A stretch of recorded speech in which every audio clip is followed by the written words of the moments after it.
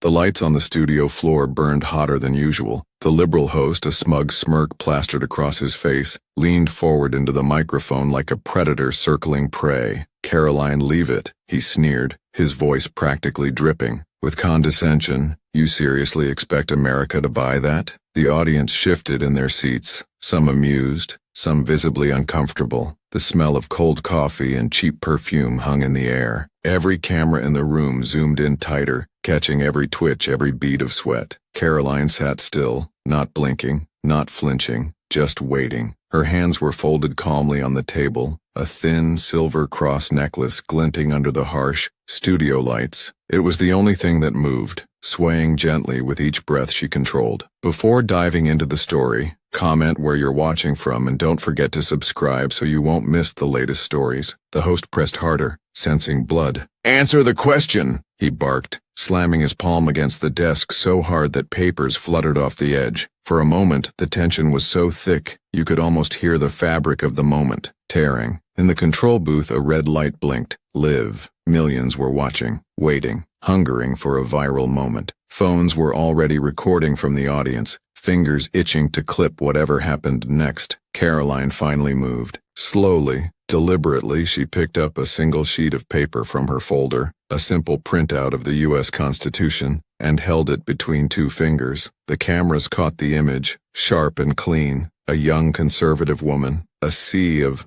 hostile faces, a founding document gripped like a sword, and with a voice so steady it felt like it could crack mountains, she said, "Are you asking me to apologize for believing in the very principles this country was built on?" The room fell, deathly silent. Even the smug host's smile wavered. 1 second, 2, 3. Then, a low murmur rippled through the crowd, a sound like dry leaves being stirred by a coming storm. Because tonight, the world was about to witness something no spin doctor could erase. The morning after the broadcast stormed across America, Karoline Leavitt sat alone in her small sunlit kitchen. It was not the sprawling kitchen of a celebrity or a senator. No marble counters, no glittering chandeliers, just a worn wooden table, a chipped mug of black coffee, and a small American flag tucked into a ceramic pot by the window. Outside, the New Hampshire trees bent slightly in the wind, their golden leaves scattering like quiet applause. On the fridge, half hidden beneath a child's crayon drawing sent by a young supporter, was a single framed photo. Karoline shaking hands with President Trump during her days working in the White House. She had never taken it down. Not during the smears. Not during the countless media attacks. It stayed because it reminded her of something she refused to forget, where she came from, and who she was fighting for. The camera would linger here for a beat. The tiny cross necklace she had worn last night now resting against a soft cotton sweater, catching the gentle morning light. Her phone buzzed once on the table, lighting up with a single name, Governor DeSantis. She ignored it for now. She needed a moment. A notebook sat open beside her coffee, thick, battered, corners curled with use. Inside, pages and pages of handwritten notes, quotes from Lincoln, constitutional clauses, personal letters from voters, farmers, teachers, single moms, pouring out their fears and hopes like prayers. Karoline turned one page and smiled slightly. There, scrawled in her own messy handwriting, were the words she had memorized long ago. "Speak the truth, even when your voice shakes." She exhaled slowly, grounding herself. The world had seen her steady and composed, but they had not seen the weight she carried alone in these quiet moments. Not the pressure, not the endless calculations, not the knowledge that every word she spoke could be twisted, weaponized, used against her and the people who believed in her. But that was the point. If it were easy, it would not be worth it. If it were safe, it would not be brave. Her hand brushed across the surface of the notebook, then closed it carefully, as if locking her spirit back inside it. She reached for her phone at last. New notifications flooded the screen. Thousands of messages, retweets, video clips already trending under the hashtag Karoline Crushes It. But one message stopped her cold. At the very top, a private DM from an account she knew instantly. Elon Musk. She blinked once, not believing it at first. 3 words, simple, direct, game-changing, keep going, you're doing God's work. Karoline smiled, not the polished smile for cameras, but something raw, something real. She locked her phone, grabbed her cross necklace in one hand and whispered, under her breath, "All right, round 2. Outside her window, the wind picked up again. this time sounding less like applause and more like the roar of something rising.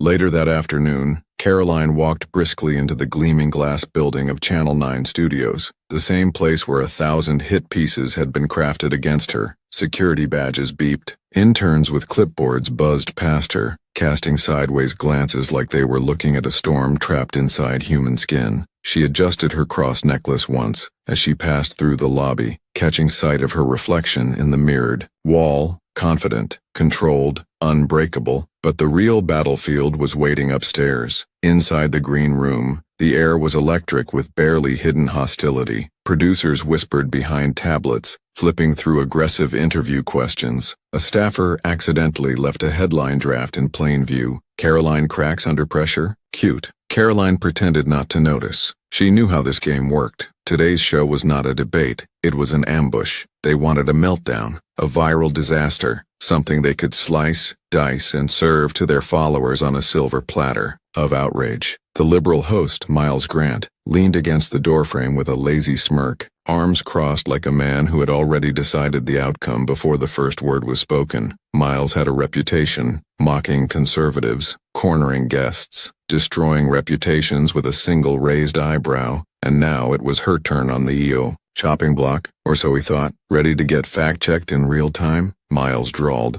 not bothering to hide his contempt. Karoline looked up slowly, the hint of a smile flickering at the edges of her mouth. "I came ready for a conversation," she said smoothly. "But if you prefer a demolition, I am happy to accommodate." Ripple of unease passed through the room. The makeup artist froze mid-swipe. One of the assistants coughed awkwardly. Even the producer shifted nervously in his seat. It was subtle, but the power dynamic, the one Miles had counted on, was already beginning to crack. Outside the door, the studio audience could be heard settling into their seats, their conversations a low, nervous hum. Camera equipment clicked and whirred. Stagehands whispered final directions into earpieces. The countdown clock on the wall flashed. Euro 30, 30 seconds until showtime, 30 seconds until the next battle. Karoline rolled her shoulders back once, whispered a quick prayer under her breath and stepped toward the stage lights, not like a victim walking to slaughter but like a soldier walking to war. The studio lights blasted down with ruthless clarity as Karoline stepped onto the stage. 1,000 small things tried to shake her. The thinly veiled smirks of the audience, the flashing red, live sign above the cameras, the low rustle of audience members leaning forward in anticipation like wolves about to feed. She walked to her seat and placed her notes, a simple leather folder embossed with a tiny American flag, onto the table without a sound. Miles Grant was already perched smugly opposite her, his notes covered in neon highlights, little arrows pointing at words like attack religion, challenge patriotism, mock credibility. The countdown ended. The theme music blared for half a second, bright, fake, manic, and then silence. Miles adjusted his tie and flashed a razor-thin smile to the camera. "Welcome back, everyone," he oozed. "Today we're joined by Karoline Leavitt, political firebrand and, depending on who you ask, America's favorite, or most controversial, young conservative." A chuckle rippled through the audience, forced, strained. Karoline just smiled politely, hands folded, unmoved. She could feel the first wave of tension, the audience testing the water, the producers holding their breath, the journalists backstage leaning in. Miles wasted no time. He leaned forward dramatically. "Karoline, last night you held up the Constitution on live television. Do you really believe your version of America still exists?"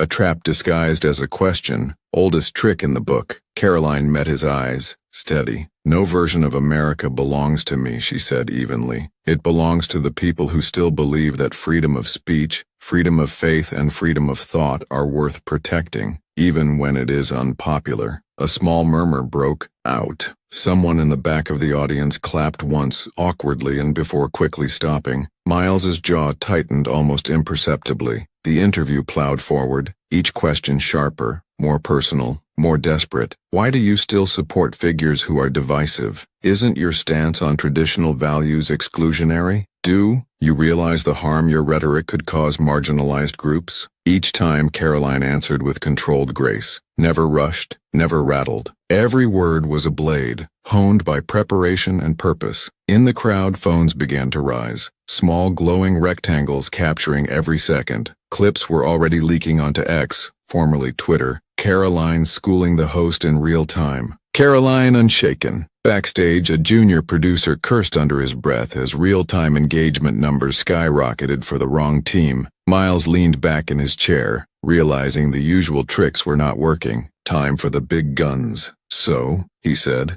voice heavy with faux sympathy, you are wearing a cross today. Do you think it's appropriate to wave your personal beliefs around like a weapon? Especially when America is supposed to be for everyone? The room tensed like a coiled spring. There it was, the real attack. Karoline tilted her head slightly, almost in pity. She reached slowly for her cross, letting her fingers rest lightly against it. This, she said softly, this is not a weapon. It is a reminder that even in the darkest rooms, some light remains. The words hit like a slow-moving freight train. The silence after them was thick, reverent. Even Miles hesitated, his next line withering in his throat. Somewhere backstage, a social media intern screamed internally as the Karoline shuts it down hashtag began to trend. Karoline leaned forward now, her posture easy but commanding. And, by the way, Miles, she added, voice sharp enough to cut glass, freedom of faith is not a threat to democracy, it is its foundation. Miles opened his mouth, and for the first time in his career, no clever comeback came out. Just the sound of a man realizing the ground beneath him was shifting. Camera operators, sensing the electricity, inched closer. A close-up captured Karoline's face, calm, luminous, unstoppable. The audience shifted again, but this time, they shifted toward her. A woman in the third row who had crossed her arms skeptically at the beginning of the segment, now uncrossed them. An older man, wearing a veteran's cap, gave a small nod. The slow, undeniable turning of public sentiment was happening, not with fireworks but with steady, irrefutable gravity. In the control room, the director's voice crackled through the headset. Get ready, we might need to cut to commercial early. But Miles pressed on, desperate now. He launched a flurry of attacks, reaching for anything, misquoting her past speeches, dragging up old controversies, tossing loaded questions meant to rattle and break. And through it all, Karoline stayed, exactly as she had started, unbending, unapologetic, unbreakable. In her hand, the tiny cross continued to glint under the harsh lights. Not a weapon, a warning. Something bigger was rising in that room. Something even the cynics and the media, hacks could not spin away, and deep inside Karoline knew it. The battle was just beginning. Miles Grant adjusted his papers nervously, a crack finally showing in his polished facade. The audience, sensing blood, but not Karoline's, leaned forward in a wave of breathless anticipation. Miles tried one last cheap shot, voice dripping with condescension. Karoline, you keep hiding behind words like patriotism and faith, but how do you respond to people who say, you're just another political puppet? The air shifted. The insult hung there, thick and ugly. Karoline inhaled once, a small, almost imperceptible breath. Then, she reached into her folder with the calm precision of a surgeon and slid a document across the table toward Miles. The camera zoomed in. It was a letter, official White House stationery, signed. Karoline's voice, steady as iron, filled the stunned studio. This is a direct endorsement from a former U.S. president, commending my efforts to defend free speech rights on national platforms. She paused, letting that nuclear bomb settle, including the free speech that allows even you, Miles, to sit there and insult the very principles that protect your job. Boom. No raised voice, no anger, just the cold, devastating weight of truth. For a half-second, the entire studio seemed to freeze in time. Cameras clicked furiously. Audience members whispered, but now it was different. It was reverent, like they were witnessing history happen right in front of them. The backstage crew scrambled, new hashtags already climbing the trending charts. Karoline exposed him, her Miles meltdown, faith and freedom. Even Trump himself jumped onto X, firing off a post that detonated across the political landscape. Karoline Leavitt is a star. America needs more warriors like her. MAGA Miles, caught live and fully exposed, floundered for words. He tried to laugh it off, but the room had already turned. The control room director muttered into his mic, "Wrap it. Cut the segment. Now." But it was too late. The footage was out. The story was out. And Karoline Leavitt The young conservative firebrand the elites thought they could mock and humiliate had just rewritten the ending in real time. With one quiet move, she had seized the battlefield, and she was only getting started. The cameras stayed live, the audience forgot to breathe, and in the center of it all Karoline Leavitt stood, not just unfazed but shining like a force the fake elites had never truly understood. Miles, rattled and sweating under the hot lights, tried desperately to salvage the moment. He shuffled his notes, fumbled with his pen, chuckled awkwardly into his mic, but the power was no longer his. The temperature of the room had flipped, and everyone watching knew it. Karoline calmly picked up the White House letter again, this time folding it once and placing it into her notebook. Slow, deliberate, controlled. Then she looked up at the crowd, bypassing Miles completely, and spoke directly to America. "You know," she began, voice low but clear enough to cut through the studio like a razor, "I grew up believing that the promise of this country wasn't reserved for one political party or one media narrative or one sanitized version of freedom." She paused, not rushed, not defensive, commanding the silence. "I believed," she continued, her hand lightly tapping her cross necklace, "that America was built for people who had the courage to speak truth, even when the world wanted them silent." In the audience, a woman in her 20s wiped a tear from the corner of her eye. An elderly veteran sat a little straighter in his chair, his wrinkled hand resting on the brim of his faded navy cap.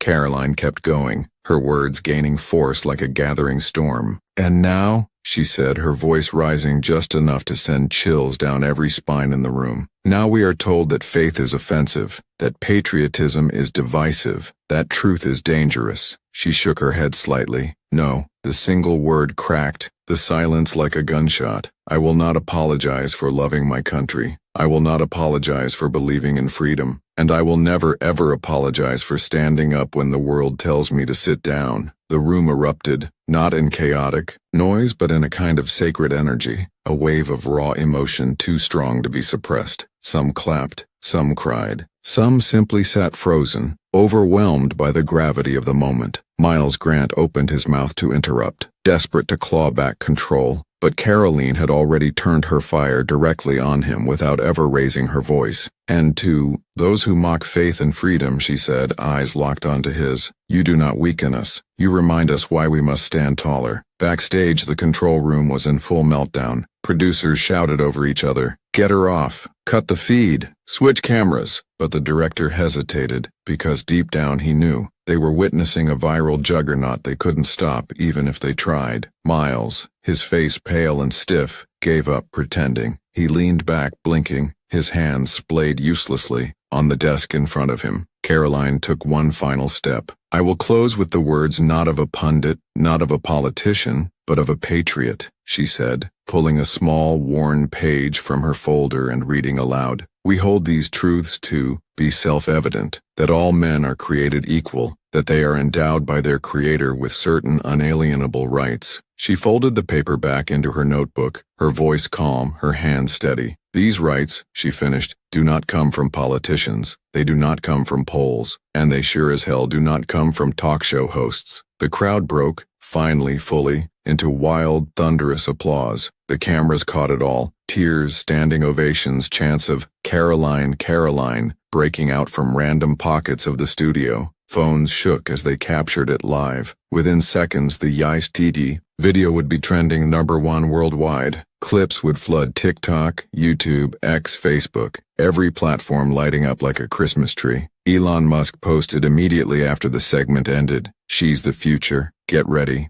Karoline Leavitt." Trump reposted the clip with 3 words, "Total victory." And deep inside the heart of America, in small towns and big cities alike, something stirred. Not a politician, not a brand, but a movement. On that day, in that hostile studio, Karoline Leavitt had not just survived. She had conquered, and the world would never look at her the same way again. The broadcast barely ended before the internet went thermonuclear. Within minutes, capturing Karoline Leavitt, Count Faith and Freedom, and Miles Grant Exposed were trending #1 worldwide. Clips from the viral takedown exploded across every social media platform like a digital wildfire. Some slow-mo edits set to dramatic orchestral music, others with captions like, "When you come ready with receipts." In the glass towers of New York, executives at major networks scrambled into emergency meetings. In Washington, D.C., political aides frantically drafted memos. In college dorms and suburban kitchens, Americans, young and old, replayed the moment, nodding, fist-pumping, and whispering, "Finally." Meanwhile, Miles Grant sat slumped in his dressing room, staring blankly at his phone. He had gone into the interview a king, smug and untouchable. He left it as a national punchline. One brutal meme making the rounds showed a grainy still of Karoline handing him the White House letter, captioned, "When you bring a butter knife to a gunfight," only got worse. Corporate sponsors began quietly pulling ads from his show. Board members started making calls about long-term strategic changes. Journalists who once praised him began hedging their bets, distancing themselves like rats from a sinking ship. By the next morning, the inevitable headline dropped: Miles Grant placed on extended leave after disastrous interview. Publicly, it was framed as a mutual decision. Privately, everyone knew he had been humiliated into exile. Across town, Karoline's world looked very different. She woke up to a blizzard of notifications.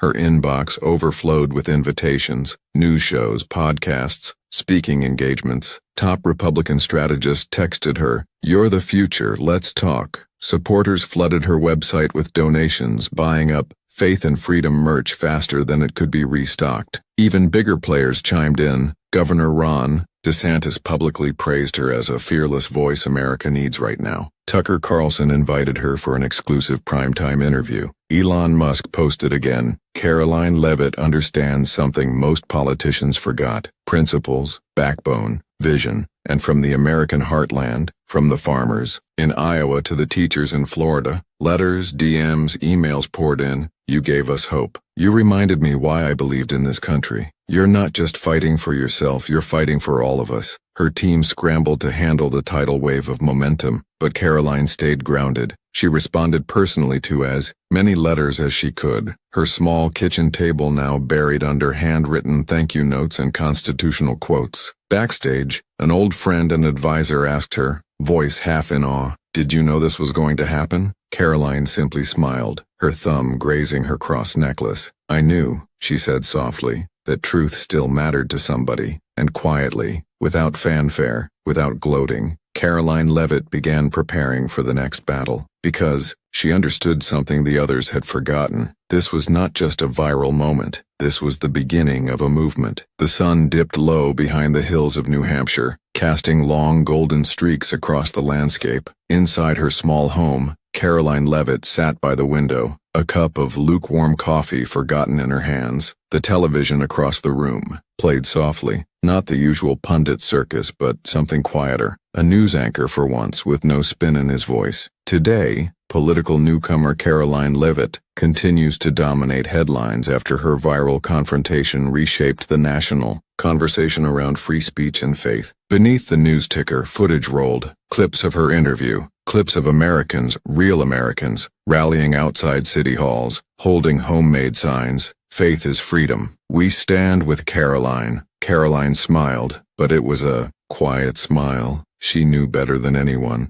Viral moments came and went. The real fight was what happened after the cameras stopped rolling. She stood up slowly and crossed the room to a small wooden shelf. Carefully, she picked up a frame. Inside, not her White House letter, not Elon Musk's message, not the trending tweets or the fan art pouring into her inbox, just a simple, crumpled piece of paper, the one she had carried into the studio that day, the printout of the Constitution, a little wrinkled, a little worn, perfect. She ran her fingers across the words almost reverently. "We hold these truths to be self-evident, no matter how loud the world became, no matter how dirty the battles got." This was the compass. This was the fire that could not be snuffed out. Behind her phone buzzed again. Another invitation, another headline. She ignored it. For now, this moment was hers. No cameras, no scripts, just the weight of history settling onto her shoulders. She slipped the Constitution printout into a frame, locking it in place on the shelf beside her father's old Bible, and a small American flag her brother had carried home from Afghanistan. The three relics stood together now. Faith, freedom, sacrifice, symbols of a fight far bigger than likes, retweets, or trending hashtags. Karoline stepped back, admiring